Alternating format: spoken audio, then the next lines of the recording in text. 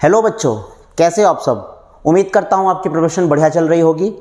जैसा आपका नीट का एग्ज़ाम जो कि बहुत ही पास है, तो उससे पहले आप ये कोशिश करिएगा कि चैप्टर का रिवीजन बहुत अच्छे तरीके से करके जाइए, एनसीईआरटी को प्रॉपर पढ़ के जाइए और एनसीईआरटी में आप मेन पॉइंट्स को हाईलाइट करके रिवीजन के टाइम एक बार ज़रूर उसको पढ़िए। और उन्हीं इंपॉर्टेंट पॉइंट्स में हमारी एक थ्योरी आती है जिसमें हम लोग पढ़ते हैं मैकेनिज्म ऑफ मसल कॉन्ट्रैक्शन। क्या तरीके हैं मसल कॉन्ट्रैक्शन के, किस प्रकार से मसल कॉन्ट्रैक्शन होता है। और इस थ्योरी में हम लोग स्लाइडिंग फिलामेंट थ्योरी भी पढ़ेंगे, जिसको हक्सले और हक्सले ने दिया था। किसने? हक्सले और हक्सले ने दिया था। कब दिया था, कब प्रपोज किया था? 1954 में।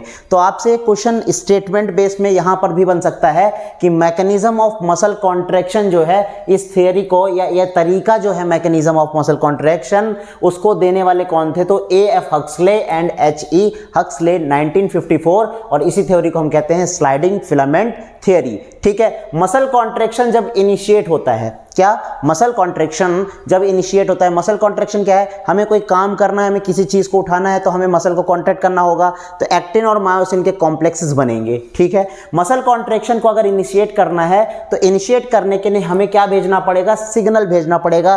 कौन सी नर्व सिग्नल ले जाएगी, कौन से न्यूरॉन सिग्नल ले जाएंगे? तो मोटर न्यूरॉन। कौन? Motor neuron. Signal sent by CNS. और भेजने वाला कौन है? भेजने वाला सीएनएस है, बट ले कौन जाएगा? मोटर न्यूरॉन के थ्रू ले जाएंगे और कॉन्ट्रैक्शन होगा वहां पर। अगला पॉइंट है मोटर न्यूरॉन का काम क्या होता है। A motor neuron along with muscle fibre. Motor neuron, आपने मोटर यूनिट भी पढ़ा था। A motor neuron along with किसके साथ? मसल फाइबर के साथ। एक मोटर न्यूरॉन से या एक मोटर यूनिट से ढेर सारे मसल फाइबर्स अटैच होते हैं, आपने पहले पढ़ा है। तो एक मोटर न्यूरॉन अलोंग विद किसके? मसल फाइबर के साथ कनेक्ट होता है, connect to it constitute a motor unit. तो आपसे क्वेश्चन कई बार पूछा जा सकता है व्हाट इज मोटर यूनिट, तो आप कहोगे मोटर यूनिट में एक वहां पर मल्टीपल मसल फाइबर्स हो सकते हैं, और जो कि एक सिंगल मोटर न्यूरॉन के द्वारा कनेक्ट होते हैं और कहीं ना कहीं कॉन्ट्रैक्शन में पार्टिसिपेट करते हैं। अगला पॉइंट क्या है? The junction between a motor neuron. ध्यान समझिएगा, the junction between motor neuron and the sarcolemma.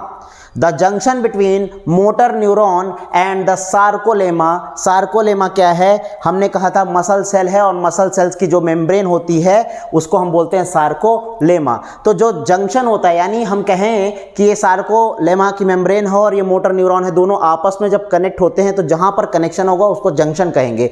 The junction between motor neuron and the sarcolemma of the muscle, किसका? Muscle fibre, is called neuromuscular junction, या फिर इसे motor end plate भी कहते हैं। बहुत इंपॉर्टेंट कॉन्सेप्ट है बेटा।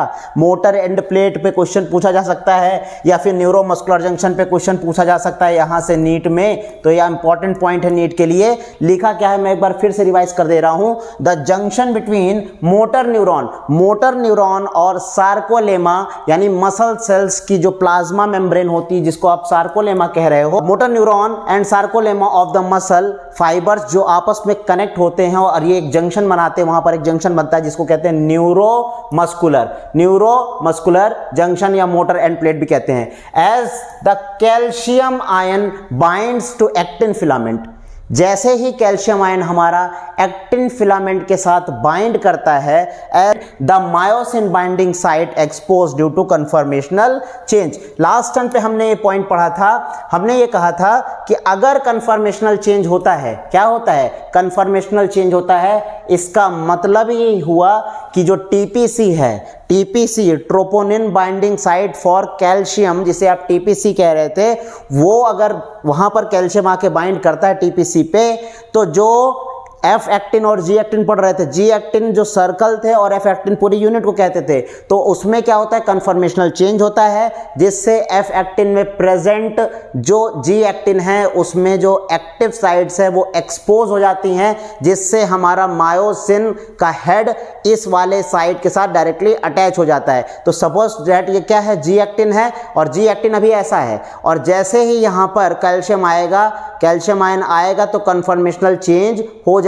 कन्फर्मेशनल चेंज हुआ तो ये जो मसल, या फिर हम कह सकते हैं मायोसिन जो है उसका जो हेड वाला पोर्शन है इसके साथ आके बाइंड कर जाता है और बाइंड करने में एनर्जी कहाँ से आती है, एटीपी के ब्रेकडाउन से। ध्यान दीजिएगा। तो कुछ इस तरह से ये पूरा स्ट्रक्चर बनता है। आपके सामने देखो यहाँ पर जो सीएनएस से सिग्नल आ रहा है और ये सिग्नल कहीं ना कहीं कैसे आ रहा है, मोटर न्यूरॉन के थ्रू सिग्नल आ रहा है और ये मसल सेल्स के सार्कोलेमा, कहाँ पे, सार्कोलेमा पे आके अटैच हो रहा है और इन दोनों के अटैचमेंट से यहाँ पर एक जंक्शन बनता है जिसको बोलते हैं न्यूरोमस्कुलर जंक्शंस। आप पढ़ते चले आ रहे हो, ये क्या है बेटा, एक साइनेप्टिक नॉब ही तो है, साइनेप्टिक नॉब, और मसल के साथ अटैच कर रहा है तो ये न्यूरोमस्कुलर जंक्शन बनता है। तो मैं यहाँ पे एक मैकेनिज्म पढ़ाने जा रहा हूँ, बहुत इंपॉर्टेंट पॉइंट है। अगर आपने ये चार्ट पढ़ लिया तो आपको सब कुछ एक बार में ही समझ में आ जाएगा। जरा ध्यान से देखो। सबसे पहला स्टेप में पढ़ने जा रहा हूं, लिखा क्या है, nerve impulses arise at axon terminal. सबसे पहले नर्व इंपल्सेस आते हैं और एक्सॉन टर्मिनल का मतलब है सबसे लास्ट वाले पार्ट पे पहुंचते हैं, इसे बोलते हैं एक्सॉन टर्मिनल। क्या बोलते हैं, एक्सॉन टर्मिनल। इसे हम साइनेप्टिक नॉब भी बोल सकते हैं, ठीक है। तो nerve impulses arise at axon terminal of motor neuron, और ये न्यूरॉन कौन सा है, मोटर न्यूरॉन है, and triggers release of acetylcholine को रिलीज करता है। जरा देखो डायग्राम को, जैसे ही ये मेम्ब्रेन, ये क्या है, ये मेम्ब्रेन है, ये पूरी क्या है, मेम्ब्रेन। किसकी मेम्ब्रेन है, मसल सेल्स की मेम्ब्रेन है, ठीक है। ध्यान देना इस तरह से, ये पूरी की पूरी क्या है, मेम्ब्रेन है बेटा। अच्छे से पढ़ना इसको, बहुत क्वेश्चन यहाँ से बनते हैं। ये पूरी की पूरी मेम्ब्रेन कॉन्टिन्यूअस है और यहाँ पर ये देखो मोटर न्यूरॉन का लास्ट वाला टर्मिनल आके अटैच होता है। जैसे ही अटैच होता है तो इन वेसाइकल्स के अंदर जो न्यूरोट्रांसमीटर भरे होते हैं वो इस गैप में रिलीज हो जाते हैं और इस गैप से होते होते ये अंदर मेम्ब्रेन के आ जाते हैं। यानी यहाँ पर जब एसिटिलकोलिन यहाँ पर आएगा अंदर, एसिटिलकोलिन एक टाइप का केमिकल है, तो यहाँ पर ये इस चैनल से आएगा। जिन चैनल से आता है उसे हम लिगेंड गेटेड चैनल्स बोलते हैं। किसी पर्टिकुलर स्पेसिफिक आयंस के लिए जो चैनल्स होते हैं जिनके द्वारा ये आयंस अपने बाइंड करके अंदर मेम्ब्रेन के आते हैं, लिगेंड गेटेड चैनल्स होते हैं। कौन से चैनल्स होते हैं यहाँ पे, लिगेंड गेटेड चैनल्स होते हैं, ठीक है। ध्यान दीजिएगा, इसको भी याद रखिएगा। नाउ सेकेंड स्टेप में चलते हैं। Acetylcholine diffuse across cleft. Acetylcholine in cleft से क्या होता है, क्रॉस करता है, binds to the receptor in the motor end plate and trigger a muscle action potential, जिसके कारण एक एक्शन पोटेंशियल जनरेट होता है जिससे कभी कहीं ना कहीं वहां पर चेंज होता है।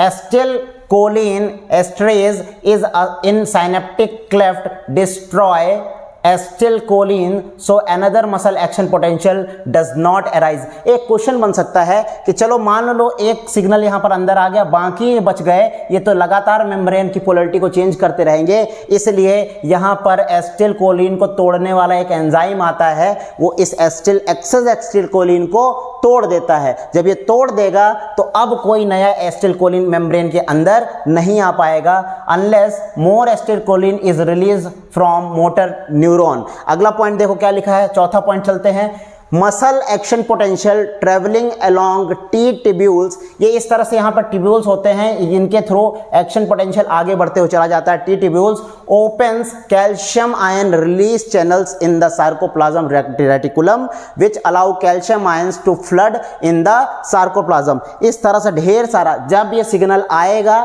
तो इस पूरे के पूरे साइटोप्लाज्म में कैल्शियम का लेवल बढ़ने लगेगा और ये कैल्शियम का लेवल बढ़ाने के लिए कौन रिस्पॉन्सिबल होता है, सार्कोप्लाज्मिक रेटिकुलम। आप पढ़ के चले आ रहे हो कि अगर एक मसल सेल है उसके अंदर जो कैल्शियम का स्टोर हाउस होता है उसे हम कहते हैं सार्कोप्लाज्मिक रेटिकुलम। तो जैसे ही ये चेंज होता है, मेम्ब्रेन की पोलैरिटी चेंज होती है या फिर हम कह सकते हैं मसल में एक्शन पोटेंशियल जनरेट होता है, तो वहां पर जैसे ही ये सिग्नल आता है कैल्शियम आयन ढेर सारी मात्रा में रिलीज होना चालू हो जाता है और ये देखो एक्शन पोटेंशियल इस तरह से आगे बढ़ते हुए चला जाता है। जैसे न्यूरॉन में आप पढ़ते हो वैसे ही केस है, कोई अलग नहीं है। फिर पांचवें स्टेप में क्या होता है, कैल्शियम बाइंड्स। अब जब ढेर सारा कैल्शियम यहां पर आ जाएगा, तो जब ढेर सारा कैल्शियम आ जाएगा तो कैल्शियम किसके साथ बाइंड करेगा, टीपीसी के साथ। किसके साथ, ट्रोपोनिन की 3 सब यूनिट लास्ट टाइम पे हमने पढ़ा था, TPI, TPT T and TPC. तो टीपीसी के साथ कैल्शियम आयन क्या करेगा, बाइंड कर जाएगा। कौन बाइंड कर जाएगा, कैल्शियम आयन। जरा फिर से देख लो, टीपीआई, टीपीटी और टीपीसी, टीपीसी। तो इसके साथ कौन बाइंड करेगा, कैल्शियम आयन। और ये कैल्शियम आया कहाँ से है, सार्कोप्लाज्मिक रेटिकुलम से। और सार्कोप्लाज्मिक रेटिकुलम ने क्यों रिलीज किया, क्योंकि वहां पर मसल में एक्शन पोटेंशियल जनरेट होता है। जैसे ही कैल्शियम आयन यहाँ पे बाइंड करेगा, जो एक्टिन और मायोसिन फिलामेंट्स थे, जो एक्टिन और मायोसिन फिलामेंट्स थे, उसमें जो एक्टिन वाले में जी एक्टिन था, उसकी जो साइट थी जो पहले एक्सपोज नहीं थी, वो क्या हो जाएगी, अब एक्सपोज हो जाएगी। कब एक्सपोज होगी, जब कैल्शियम आयन बाइंड करेगा टीपीसी के साथ। तो कन्फर्मेशनल चेंज हुआ, यहां पर क्या हुआ, कन्फर्मेशनल चेंज हुआ। क्या हुआ बेटा, कन्फर्मेशनल चेंज हुआ, जिसके कारण जो एक्टिव जो मास्किंग जो साइड थी, जो मास्क थी पहले, वो क्या हो जाएगी, एक्सपोज हो जाएगी। और अगला पॉइंट देखो, छठवें स्टेप में, contraction power stroke use ATP. अब हमें क्या करना है, जब अटैचमेंट हो जाएगा तो एनर्जी की जरूरत पड़ेगी उसको खींचने के लिए, तो एटीपी का ब्रेकडाउन होगा। मायोसिन हेड जो है एक्टिन के साथ बाइंड करेगा, उसके साथ गुथ जाएगा and release thin filaments are pull towards centre of sarcomere. और इस तरह से जो थिन फिलामेंट है वो सार्कोमियर की तरफ खींचते हुए चले आएंगे। ये कौन सा मैकेनिज्म है, आपने लास्ट टाइम पे ये पढ़ा था, ये आपके थिन फिलामेंट है, ये आपके थिन फिलामेंट है। और यहाँ पर आप एक चीज़ और देख लो, ये आपका थिक फिलामेंट है। कैसा फिलामेंट है, थिक फिलामेंट है। तो जैसे ही यहाँ पे अटैचमेंट होगा, ये सारे के सारे थिन फिलामेंट जो है अपनी एक्चुअल पोजीशन से खींच के अंदर तरफ मूव करते चले आएंगे। तो कहीं ना कहीं ये जो जेड लाइन बनाते थे आप यहाँ पर, यही तो सार्कोमियर कहलाता था यूनिट को। तो ये क्या हो गई, जब कॉन्ट्रैक्ट होगा तो इसकी डिस्टेंस कम हो जाएगी, जब रिलैक्स होगा तो बढ़ेगी। ध्यान दीजिएगा इस मैकेनिज्म को। अगले पॉइंट समझिए। अगले पॉइंट में, पांचवा पॉइंट हम लोग ने पढ़ लिया था, छठवा हो गया। सातवें पॉइंट में आते हैं, calcium release channels in the sarcoplasmic close and calcium active transport pump use ATP to store low level of calcium in the sarcoplasm. आगे चल के कैल्शियम का जो लेवल हो जाएगा वो कम होता चला जाएगा। लास्ट पॉइंट में जब मसल कॉन्ट्रैक्शन कराना है तब तो हाई रहेगा, बट धीमे धीमे क्या होगा, उसका लेवल कम कर दिया जाएगा।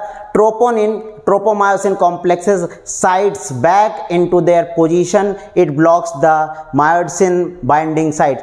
अब जैसे मसल कॉन्ट्रैक्शन हो गया, जैसे आप देखो ध्यान से, इस तरह से होगा, ये हमारी क्या है, ये एक्टिन फिलामेंट है और खींच के मायोसिन के सेंटर की तरफ आने की कोशिश करेंगे। इस तरह से ये देखने को मिलेंगे। अब ये इधर खिसक के, देखो बेटा समझना ध्यान से, खिसक के पास आ गए। अब कॉन्ट्रैक्शन का काम खत्म हो चुका, मैक्सिमम कॉन्ट्रैक्शन, ये लो कॉन्ट्रैक्शन मैक्सिमम हो गया, एच जोन खत्म हो गई है। अब कॉन्ट्रैक्शन के बाद रिलीज होगा, तो रिलीज करने के लिए फिर से नया एटीपी, जो मैंने रिंग पहनी है समझ लो, एटीपी आके बाइंड करेगा। एटीपी बाइंड कहाँ करता है, लेटरल साइड पे, कहाँ पर, मायोसिन के। और जैसे ही होगा तो ये बॉन्ड फिर से रिलीज हो जाएंगे। तो हम ये कहने का मतलब ये है कि जो पूरा मैकेनिज्म है वो 1 बाय 1 स्टेप के फॉर्म में हम लोग पढ़ते हैं और इसी तरह से इसको आगे बढ़ाते हुए चले जाएंगे। तो आइए हम स्टेटमेंट की बात कर लेते हैं। जो अभी हमने पढ़ा उसी को हम एक बार स्टेटमेंट के फॉर्म में ज़रूर पढ़ लें, क्योंकि उम्मीद करता हूं कि ये क्वेश्चन आप बिल्कुल गलत नहीं करोगे अपने नीट के एग्जाम में। बहुत इंपॉर्टेंट पॉइंट है। तो देखो क्या लिखा है, द मायोसिन यूनिट, क्या लिखा है बेटा, myosin unit is bound to ADP plus PI which is formed by previous ATP attachment to myosin during previous contraction। जब पहले कॉन्ट्रैक्शन हुआ होगा उसके बाद जब रिलैक्स कंडीशन को लाने के लिए एटीपी जुड़ा होगा। भाई एक्टिन और मायोसिन के कॉम्प्लेक्सेस को तोड़ने के लिए कौन आया होगा, एटीपी। अब एटीपी आया, फिर से जब दोबारा कॉन्ट्रैक्शन होगा तो यही एटीपी जो बाउंड फॉर्म में था वो टूटेगा और एडीपी प्लस पीआई में कन्वर्ट हो जाएगा और बॉन्ड फॉर्मेशन में हेल्प करेगा। The myosin release the attached PI, myosin release the attached PI inorganic phosphate and binds to the actin filament and forms the actin myosin complexes। इसका मतलब है कि जो पहले ATP प्रेजेंट था वो टूटेगा और बनेगा ADP प्लस PI। ये इनऑर्गेनिक फॉस्फेट क्या करेगा, एनर्जी रिलीज करेगा। फॉस्फेट के निकलने से एनर्जी रिलीज होगी और रिलीज होने से एक्टिन और मायोसिन के कॉम्प्लेक्सेस बन जाएंगे। द टू मायोफिलामेंट्स, मायोफिलामेंट्स मतलब मसल में पाए जाने वाले फिलामेंट्स, जिसे आप एक्टिन और मायोसिन कहते हैं, ग्लाइड करते हैं पास्ट ऑन अनदर, एक दूसरे के ऊपर खींचते हुए चले आ जाते हैं। Propelled by a head first movement of the myosin unit powered by the chemical energy stored in the head. अब आप ध्यान से क्वेश्चन का आंसर लगाना कि आपसे पूछा जाए बताओ मायोसिन के हेड पे कौन सी केमिकल एनर्जी स्टोर होती है, तो आप कहोगे सर ये मायोसिन का हेड वाला पार्ट है और यहाँ पर लेटरल साइड में एक केमिकल एनर्जी स्टोर होती है। किस फॉर्म में होती है? एटीपी के, जिसको आप तोड़ के एडीपी प्लस पीआई बनाते हो। और यहाँ पर तो ये वाली जो साइट होती है वो तो एक्टिन फिलामेंट के मास्किंग वाले रीजन जो था पहले, जिसको अनमास्क करते हैं, वहां से अटैच करने में हेल्प करता है। अगला पॉइंट क्या है? एज दे मूव फॉरवर्ड, अब जैसे ये रिएक्शन आगे बढ़ती है, the release ADP molecule bound to their head.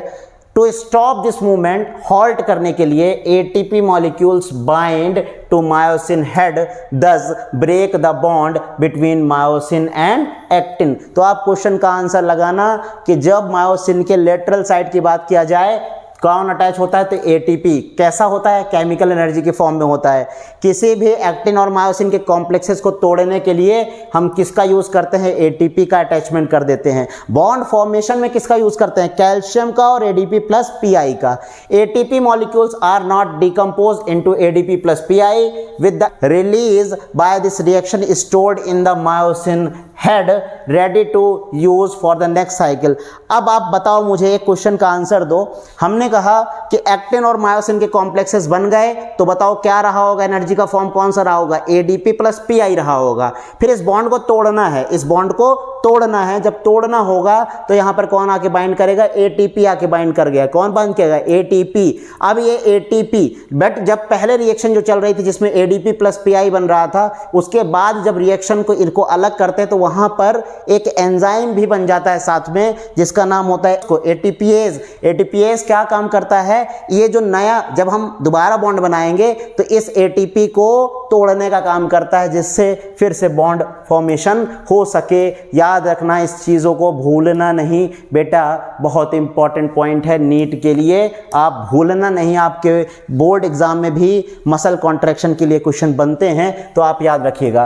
Cross bridge cycle as per sliding filament theory. Sliding filament theory के अकॉर्डिंग क्रॉस ब्रिजेस कैसे फॉर्म होते हैं जरा देखो। सबसे पहले क्या होता है? हाइड्रोलिसिस ऑफ एटीपी, बट ये एंजाइम डिपेंडेंट होता है। कैसा होता है बेटा? Enzyme dependent.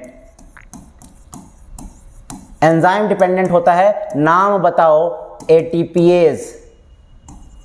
ATPase enzyme use किया जाता है। Formation of cross bridges. Cross bridges और क्रॉस आर्म याद है? क्रॉस ब्रिजेस कब बनता है? जब एक्टिन और मायोसिन आपस में जुड़ते हैं तो क्रॉस ब्रिज बनता है। और क्रॉस आर्म कब बनता है? जितना मायोसिन का हेड अपने बेस वाले साइड से जितना ऊपर उठा होता है। Sliding of thin filament.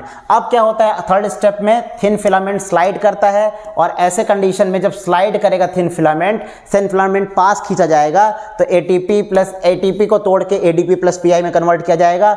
Binding of ATP to myosin head break cross bridges. इस तरह से कहीं ना कहीं जब तोड़ना है बॉन्ड को तो आएगा एटीपी, जोड़ना है तो एडीपी प्लस पीआई, ठीक है, और एंजाइम। तो ये स्लाइडिंग फिलामेंट थ्योरी है। इसमें आप चाहे जिस जगह से पॉइंट उठा के पढ़ना सीख लो।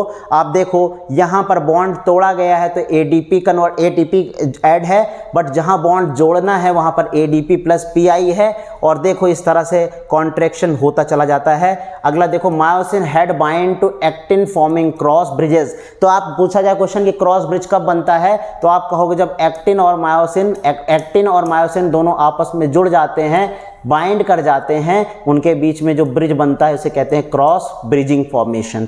ध्यान दीजिएगा। बट जो मायोसिन का हेड जितना ऊपर उठा हुआ है इसे बोलते हैं क्रॉस आर्म। तो कुछ इस तरह से ये मैकेनिज्म चलता हुआ चला जाता है। अगले पॉइंट, फ्लो चार्ट पढ़ते हैं कि पूरा का पूरा एक बार सर हमें फ्लो चार्ट बता दो, हमें समझ में कुछ जगह चीज़ें नहीं आई हैं। तो बेटा कोई बात नहीं, फ्लो चार्ट बताने में क्या जा रहा है, मैं तो इसको आपको समझा ही दे रहा हूँ। आप ये जो क्वेश्चन यहाँ से आएंगे ये स्टेप वाले क्वेश्चन हैं। तो हम क्या पढ़ने जा रहे हैं? Flow chart of muscle contraction. Muscle contraction के लिए एक फ्लो चार्ट पढ़ने जा रहे हैं। सबसे पहले देखो, मोटर न्यूरॉन। क्या लिखा है? Motor neuron generate impulses. Motor neuron ही इंपल्सेस को जनरेट करते हैं, बट ये सिग्नल आता कहां से? सीएनएस से, via motor neuron. Impulse reach to the pre synaptic membrane. Pre synaptic membrane क्या होती है? ये प्री साइनेप्टिक मेम्ब्रेन है और ये पोस्ट साइनेप्टिक मेम्ब्रेन है। ध्यान दीजिएगा, ठीक है, ये प्री है और ये पोस्ट है, ठीक है। Calcium ion enters into synaptic knob. Calcium ion, यहाँ से कैल्शियम गेटेड चैनल्स होते हैं जहाँ से कैल्शियम आयन अंदर आता है और इन वेसाइकल्स को प्री साइनेप्टिक मेम्ब्रेन में अला के फ्यूज कर देता है, जिससे न्यूरोट्रांसमीटर यहाँ से रिलीज हो जाते हैं। क्या रिलीज हो जाते हैं? न्यूरोट्रांसमीटर, जिसे हम एसिटिलकोलिन कहते हैं। Due to calcium ion synaptic vesicle fuse with pre synaptic membrane and get ruptured, और इसके रैप्चर होने से एसिटिलकोलिन यहाँ पर रिलीज हो जाता है। Acetylcholine bind with receptor in the muscle end plate, और यहां पर मसल एंड प्लेट में जो रिसेप्टर्स होते हैं उनके साथ एसिटिलकोलिन बाइंड करके मेम्ब्रेन के अंदर आ जाता है, सार्कोलेमा के अंदर आ जाता है। अगले स्टेप में देखिए, अगले स्टेप में क्या है, फर्दर ये क्या जनरेट करते हैं बेटा, ध्यान से देखिएगा इस चीज को। ये क्या जनरेट करते हैं? Which generate an action potential, जो मेम्ब्रेन में एक्शन पोटेंशियल जनरेट करते हैं, जिससे मेम्ब्रेन जो रेस्टिंग कंडीशन में थी अब एक्टिव हो जाएगी in the sarcolemma. Permeability of post synaptic membrane change हो जाएगी, यानी अगर आप बोलो कि अंदर बाहर जो पॉजिटिव चार्ज है, मेम्ब्रेन के बाहर पॉजिटिव चार्ज है और मेम्ब्रेन के अंदर निगेटिव चार्ज है, तो ये पोलरिटी क्या हो जाएगी? चेंज हो जाएगी, और कोई भी केमिकल्स इसके अंदर आ जाएगा। बट मेम्ब्रेन के अंदर केमिकल्स लाने के लिए यहाँ पर हम लोग पढ़ते हैं, यहाँ पर हम लोग ने, मैंने आपको बताया कि लिगेंड गेटेड चैनल्स होते हैं, जिससे एसिटिलकोलिन जो है अंदर आता है। किस चैनल से आता है? लिगेंड गेटेड चैनल्स, ठीक है, याद रखिएगा। दिस चेंज इन परमेबिलिटी, अब ये परमेबिलिटी में जो चेंज है पासेस टू एंडोप्लाज्मिक रेटिकुलम, ये मेम्ब्रेन की परमेबिलिटी का जो चेंज है उसमें ये कहाँ सिग्नल कहाँ भेजता है? ईआर को, जिससे कैल्शियम आयन ज़्यादा मात्रा में निकलना स्टार्ट हो जाता है, बहुत ज़्यादा कैल्शियम आयन निकलना स्टार्ट हो जाता है। Release of calcium ion from endoplasmic reticulum, या फिर इसी को हम लिख सकते हैं sarcoplasmic reticulum. Cytoplasmic calcium level, अब ये जो साइटोप्लाज्म था, इस साइटोप्लाज्म में किसका लेवल बढ़ गया बेटा? कैल्शियम का लेवल बढ़ गया। कैल्शियम अब कहाँ बाइंड करेगा? कैल्शियम जो है मायोफाइब्रिल्स में, जो टीपीसी यूनिट है, किसकी? टीपीसी, ये मायोफाइब्रिल्स है जिसमें आप पढ़ते हो एक्टिन और मायोसिन पढ़ते हो, तो ये आपका मायोसिन है, ये इस तरह से क्या है? मायोसिन है। और ऐसे कंडीशन में आप देखते हो मायोसिन हो और ये क्या है? एक्टिन है। क्या है? एक्टिन। यहाँ पर जो ट्रोपोनिन के 3 सब यूनिट होती है उसमें कैल्शियम आयन आके इसके साथ टीपीसी के साथ बाइंड कर जाता है। जब टीपीसी के साथ कैल्शियम बाइंड करेगा तो ऐसे कंडीशन में क्या होगा? टीपीसी के साथ जैसे ही कैल्शियम बाइंड करेगा तो क्या चेंज होगा बताओ जरा मुझे? टीपीसी के साथ जैसे ही कैल्शियम बाइंड करेगा, किसके साथ बाइंड कर रहा है बेटा? टीपीसी के साथ कौन बाइंड कर रहा है? कैल्शियम बाइंड कर रहा है। तो जो एक्टिव साइट है वो एक्सपोज हो जाएगी, और ये एक्टिव साइट कहाँ पर प्रेजेंट होती है? ट्रोपोमायोसिन में जो प्रेजेंट जी एक्टिन होते हैं, ट्रोपोमायोसिन के साथ जो अटैच जी एक्टिन होते हैं उसकी साइट जो है एक्टिव हो जाएगी। क्या हो जाएगी? एक्टिव हो जाएगी। मैं कुछ डायग्रामेटिक रिप्रेजेंटेशन कर रहा हूँ, ये एक्टिव हो गई, इसकी साइट जो है अनमास्किंग हो गई, अब हमारा जो मायोसिन है उसका जो हेड वाला पोर्शन है इस तरह से आके इसके साथ अटैच हुआ। बट ये कन्फर्मेशनल चेंज के लिए किसने रोल इंपॉर्टेंट प्ले किया? कैल्शियम आयन ने।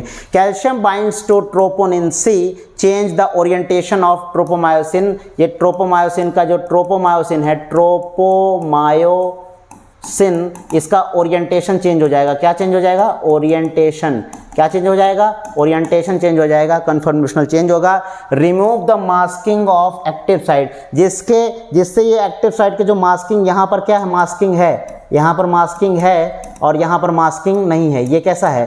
अनमास्क है और ये मास्किंग है। तो ये क्या हो जाएगा? अनमास्किंग हो जाएगी for myosin, exposure of active site. और इस तरह से ये जो रेड ग्रीन कलर का मैंने बनाया है, ये ग्रीन कलर का क्या है? एक्टिव साइट है। एक्टिव साइट ये क्या हो जाएगा? एक्सपोज हो जाएगा बेटा। क्या हो जाएगा? एक्सपोज हो जाएगा। अगले पॉइंट में आते हैं, देखो क्या आगे क्या होता है अगले स्टेप में। देखो यूटिलाइजिंग, अगला पॉइंट क्या लिख रहा है यहाँ पे? Utilising the energy from ATP hydrolysis. अब जो एटीपी के हाइड्रोलिसिस से जो एनर्जी निकली थी उसका यूटिलाइजेशन होगा, क्योंकि बॉन्ड फॉर्मेशन तो हो गया, अब उसको ड्रैग करने का काम करेगा। तो वहाँ पर क्या लगेगा? एडीपी प्लस पीआई, और इस फॉस्फेट का यूज़ करके, एनर्जी का सोर्स है, इसका यूज़ करके हम लोग क्या करेंगे? क्रॉस ब्रिज का फॉर्मेशन कर लेंगे। This pulls the attached actin filament towards the center of A band. Center of A band, A band की तरफ ये क्या कहीं ना कहीं क्या होंगे, खींचते हुए चले आएंगे. The Z line attached to these actins are also pulled inward.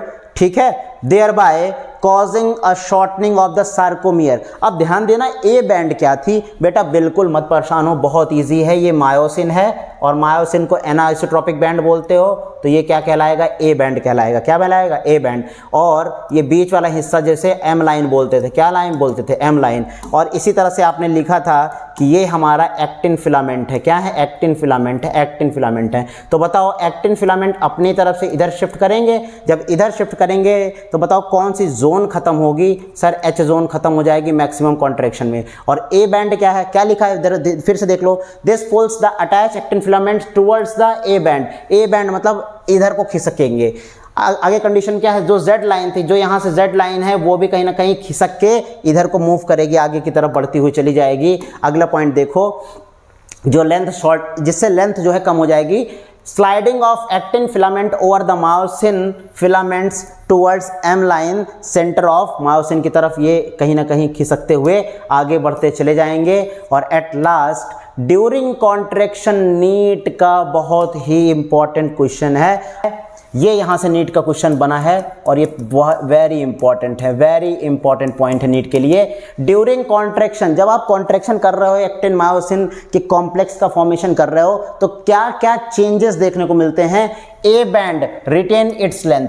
A band के लेंथ में कोई चेंज नहीं होता. ये मायोसिन है, मायोसिन कभी भी नहीं सिकुड़ता है. सिकुड़ता कौन है, एक्टिन फिलामेंट. कौन, एक्टिन फिलामेंट. चेंज किस में होता है, एक्टिन फिलामेंट में. चेंज किस में होता है, एक्टिन फिलामेंट में. और ये ए बैंड जैसा है वैसा ही रह जाता है. अगला देखो, I band. I band get reduce. I band क्या था, यहां से अटैच था, इसको आप आई बोल रहे थे, यहां पे ये बोल रहे थे आई. तो आई बैंड की लेंथ जो है रिड्यूस हो रही है, क्या, गेट रिड्यूस. एंड अल्टीमेटली कभी कभी तो डिसअपियर भी हो जाती है. एच बैंड क्या है, एच बैंड क्या था, मैंने बोला था कि जितना ये एरिया जो बचा हुआ है खाली, इसी को एच जोन या एच बैंड बोलते हैं. H band get reduce and ultimately discover. Question NEET में पूछा जाएगा कि बताओ इनमें से कौन से ऐसे बैंड हैं जो मैक्सिमम कॉन्ट्रैक्शन में खत्म हो जाएंगे, तो आप कह सकते हो आई बैंड और एच बैंड. ठीक है, अगर दोनों ऑप्शन नहीं है तो प्रेफरेंस आप एच बैंड को देना. एक्टिन फिलामेंट में be pulled so far inward. Actin filament इतने जोरदार तरीके से इनको अंदर खींचा जाता है, अंदर साइड लाया जाता है, that they make overlap on each other, जिसके कारण ये दोनों आपस में क्या हो जाते हैं, ओवरलैप हो जाते हैं इसके कारण. और इतना ओवरलैपिंग होती है कि कहीं कभी कभी ये एम लाइन के पास तक पहुंच जाते हैं, medium. During maximum contraction muscle shorten. और ऐसा माना जाता है कि मैक्सिमम इतना कॉन्ट्रैक्शन हो सकता है कि अपनी लेंथ का 1/3 हिस्सा वो क्या कर सकता है, कम कर सकता है. Muscle contraction involves converging of chemical energy into mechanical energy. Chemical energy क्या है, एटीपी को हम लोग कन्वर्ट कर लेते हैं मैकेनिकल एनर्जी में. बेसिक रिक्वायरमेंट 2016 का नीट में पूछा जा चुका है कि जब हम एटीपी को तोड़ के एडीपी प्लस पीआई में कन्वर्ट करते हैं तो किसकी रिक्वायरमेंट होती है, तो आप यहां से आंसर याद रखना. कैल्शियम की रिक्वायरमेंट होती है, मैग्नीशियम की रिक्वायरमेंट्स होती है, और एटीपी की जो रिक्वायरमेंट थी उसमें एंजाइम की भी बात कर सकते हो, तो